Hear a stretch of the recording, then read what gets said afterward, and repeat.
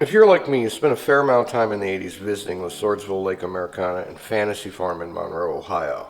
As part of an upcoming video series, we sat down with Scott Fowler, curator of the Monroe Historical Society Museum and author of 2 books documenting the history of these parks.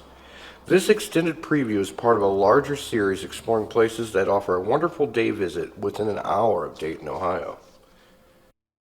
Scott Fowler, Fowler.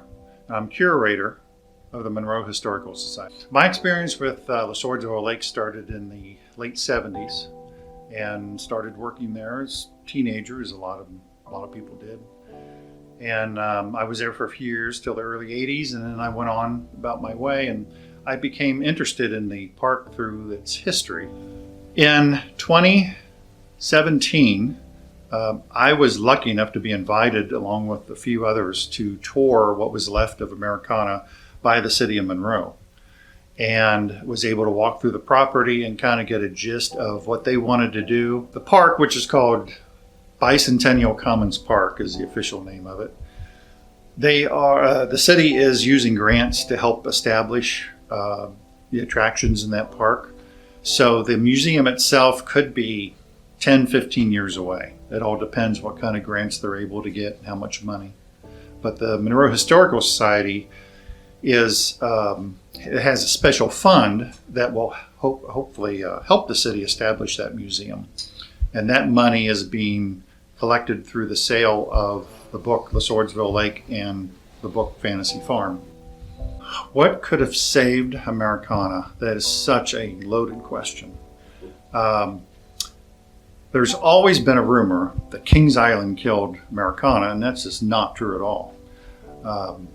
Matter of fact, Kings Island probably benefited by having Americana around because it gave people an added attraction to come to Kings Island and the next day say, oh, let's go over to Swordsville too, or Americana, depending upon your era. I use both terms interchangeably there.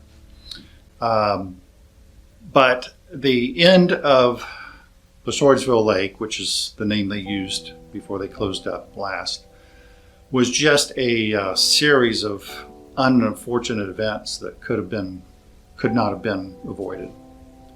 The Screechin' Eagle roller coaster, which was the hardest ride to move from that park. So we knew it was going to come down one day, but I usually drive by the park every few days. And in 2011, on a hot day in August, I'm driving by, I notice it, no big deal. I drive by 2 days later, and it's gone.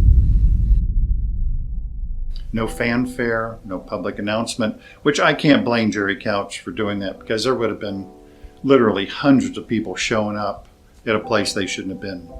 It's kind of sad to just see that coaster go away with no fanfare.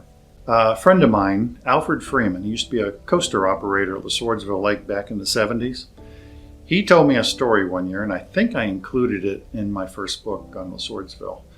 But he was running the coaster, and this girl got in the car with a paper dress, and I guess that was a thing in the 60s. I don't remember them, but apparently they had paper dresses.